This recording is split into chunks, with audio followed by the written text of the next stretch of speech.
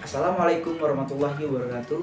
Perkenalkan, nama saya Maulana Arif Riyadi dengan NPM 2211000420040. Baik, di sini saya akan menjelaskan materi dengan tema kedudukan bahasa Indonesia. I got so much motherfucking design on right now. Break it down, bring it back, make it clap. I got 3 old thoughts, new block, wear that thing. Bitches on my line, and you know. Baik, langsung saja kepada penjelasannya, yaitu pengertian bahasa Indonesia. Dilihat dari kedudukannya dalam khazanah kehidupan berbangsa dan bernegara, bahasa Indonesia memiliki dua pengertian, yaitu sebagai bahasa nasional dan sebagai bahasa negara. Bahasa Indonesia dalam kedudukannya sebagai bahasa nasional didasarkan pada Sumpah Pemuda tanggal 28 Oktober 1928, terutama butir ketiga yang berbunyi, "Kami, putra dan putri Indonesia, menjunjung bahasa persatuan bangsa Indonesia." Sementara dalam kedudukan bahasa Indonesia sebagai bahasa negara didasarkan pada Undang-Undang Dasar 1945 pada bab 15 pasal 36 yang berbunyi, bahasa negara adalah bahasa Indonesia. Dan langsung saja kepada penjelasan yang kedua, yaitu ada hakikat bahasa Indonesia. Baik, di sini ada beberapa penjelasan hakikat bahasa Indonesia, yaitu penjelasan yang pertama ada bahasa sebagai simbol. Simbol atau lambang adalah sesuatu yang dapat melambangkan dan mewakili ide, perasaan, pikiran, benda, dan tindakan secara arbitrer, konvensional, dan representatif, interpretatif. Dan penjelasan yang kedua yaitu ada bahasa sebagai bunyi ujaran. Telinga kita selalu mendengar bunyi-bunyi yang dihasilkan oleh benda-benda tertentu. Hanya bunyi-bunyi yang dihasilkan oleh alat ucap manusia atau human organs of speech yang disebut sebagai bahasa. Dan yang ketiga yaitu ada bahasa bersifat arbitrer. Pengertian arbitrer dalam studi bahasa adalah mana suka, asal bunyi, atau tidak ada hubungan logis antara kata sebagai simbol dalam kurung lambang dengan yang dilambangkan. Selanjutnya itu ada bahasa bersifat konvensional. Konvensional dapat diartikan sebagai satu pandangan atau anggapan bahwa kata-kata sebagai penanda tidak memiliki hubungan intrinsik dengan objek, tetapi berdasarkan kebiasaan, kesepakatan, atau persetujuan masyarakat yang didahului pembentukan secara arbitrer. Selanjutnya itu bahasa sebagai sistem. Setiap bahasa memiliki sistem, aturan, pola, kaidah sehingga memiliki kekuatan atau alasan ilmiah untuk dipelajari dan diverifikasi. Berikutnya ada bahasa bermakna. Makna adalah arti, maksud atau pengertian diberikan kepada suatu bentuk kebahasaan untuk menghubungkan bentuk kebahasaan tersebut dengan alam di luar bahasa atau semua hal yang ditunjukkannya. Berikutnya ada bahasa bersifat produktif. Hal ini diartikan sebagai kemampuan unsur bahasa untuk menghasilkan terus-menerus dan dipakai secara teratur untuk membentuk unsur-unsur baru. Selanjutnya ada bahasa bersifat universal. Bahasa merupakan sesuatu yang berlaku umum dan dimiliki setiap orang. Pada sifat internal bahasa, universal adalah kategori linguistik yang berlaku umum untuk semua bahasa. Berikutnya ada bahasa bersifat unik. Hal ini terlihat dari studi bahasa adalah kategori bahasa yang tersendiri, bentuk dan jenisnya dari bahasa lain.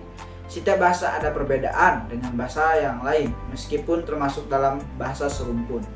Dan yang terakhir yaitu ada bahasa sebagai komunikasi, menjadi penyampai pesan dari penyapa kepada pesapa atau penerima. Komunikasi harus bermakna atau berarti baik bagi penyapa atau pesapa. Komunikasi dapat bermakna jika sistem tanda yang digunakan sebagai alat komunikasi dapat informatif. Dan kita masuk kepada penjelasan yang kedua yaitu ada sejarah bahasa Indonesia. Telah diketahui kita bersama bahwa bahasa Indonesia yang kita gunakan saat ini berasal dari bahasa Melayu. Ada beberapa alasan yang menyebabkan diangkatnya bahasa Melayu sebagai bahasa Indonesia. Yang pertama yaitu bahwa bahasa Melayu merupakan lingua franca, yang dalam kurung artinya bahasa yang dipergunakan sebagai alat komunikasi sosial di antara orang-orang yang berkelainan bahasanya, termasuknya di Indonesia. Dan yang kedua adalah yang menyebabkan diangkat bahasa Melayu sebagai bahasa Indonesia merupakan kesederhanaan sistem bahasa Melayu yang tidak memiliki tingkatan. Baik, selanjutnya yaitu penjelasan tentang ragam bahasa Indonesia. Dalam praktek pemakaiannya, bahasa memiliki banyak ragam. Secara sederhana, ragam bahasa dapat diartikan sebagai variasi pemakaian bahasa yang timbul sebagai akibat adanya sarana, situasi, norma, dan bidang pemakaian bahasa yang berbeda-beda. Merujuk pada pengertian tersebut, maka ragam bahasa dapat dilihat dari 4 segi, yaitu yang pertama ada segi sarana pemakaiannya, yang kedua ada segi situasi pemakaiannya, yang ketiga ada segi norma pemakaian, dan yang terakhir ada segi bidang pemakaian. Penjelasan yang pertama yaitu berdasarkan segi sarana pemakaiannya. Bahasa Indonesia dapat dibedakan atas 2 ragam, yakni tulis dan lisan. Ragam bahasa Indonesia tulis adalah variasi bahasa Indonesia yang dipergunakan dengan medium tulisan. Sementara ragam bahasa Indonesia lisan adalah ragam bahasa Indonesia yang diungkapkan dalam bentuk lisan. Penjelasan yang berikutnya yaitu selain dilihat dari segi sarana pemakaiannya, ragam bahasa Indonesia juga dapat dilihat dari situasi pemakaian. Dari segi situasi pemakaian, ragam bahasa Indonesia dapat dibedakan menjadi ragam bahasa Indonesia resmi dan ragam bahasa Indonesia tak resmi. Dan berikutnya yaitu dari segi norma pemakaiannya. Bahasa Indonesia terdiri dari 2 ragam, baku dan tidak baku. Ragam bahasa Indonesia baku adalah ragam bahasa Indonesia yang pemakaiannya sesuai dengan kaidah tata bahasa Indonesia yang berlaku. Baik apakah itu secara ejaan maupun ketatabahasaan secara lebih spesifik. Ia biasanya baik secara lisan ataupun tulis, identik dengan ragam bahasa Indonesia resmi. Ini karena situasi resmi ragam bahasa Indonesia digunakan senantiasa mengacu pada kaidah-kaidah tata bahasa yang baku. Ragam bahasa Indonesia tidak baku adalah ragam bahasa Indonesia yang pemakaiannya menyimpang dari kaidah yang berlaku. Ragam bahasa Indonesia ini baik dalam bentuk tulis maupun lisan berkaitan erat dengan ragam bahasa Indonesia tak resmi. Ini karena dalam situasi tak resmi bahasa Indonesia baku tidak digunakan. Misalnya di dalam pergaulan sehari, pergaulan bahasa Indonesia baku akan membuat kondisi pergaulan menjadi kaku dan terkesan resmi. Bahasa Indonesia dalam ragamnya juga dapat dilihat dari bidang pemakaian. Jadi penjelasannya terakhir yaitu bahasa Indonesia bisa kita lihat dari segi bidang pemakaiannya. Dan penjelasannya dalam segi bidang pemakaian, apakah itu dalam bentuk lisan maupun bentuk tulis, bahasa Indonesia memiliki banyak ragam. Antara lain bahasa Indonesia itu bersifat jurnalistik, bahasa Indonesia sastra, bahasa Indonesia ilmiah, dan sebagainya.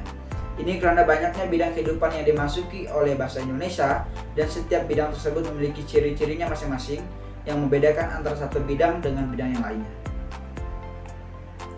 Dan masuk ke penjelasan yang terakhir yaitu fungsi bahasa Indonesia.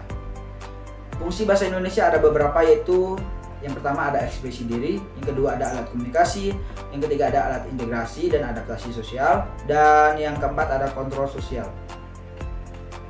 Untuk penjelasan ekspresi diri, bahasa sebagai alat ekspresi diri dapat sebagai alat komunikasi sekaligus pula merupakan alat untuk menunjukkan identitas diri.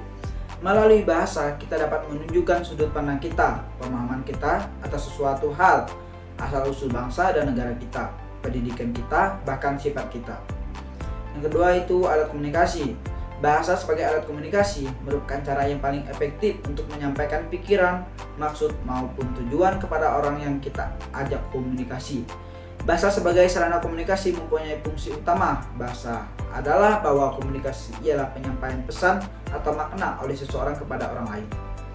Yang ketiga ada alat integrasi dan adaptasi sosial. Jadi bahasa sebagai alat untuk mengadakan integrasi dan beradaptasi sosial dalam lingkungan, yaitu dengan bahasa orang dapat menyatakan hidup bersama dengan suatu ikatan. Dan yang terakhir yaitu ada alat kontrol sosial.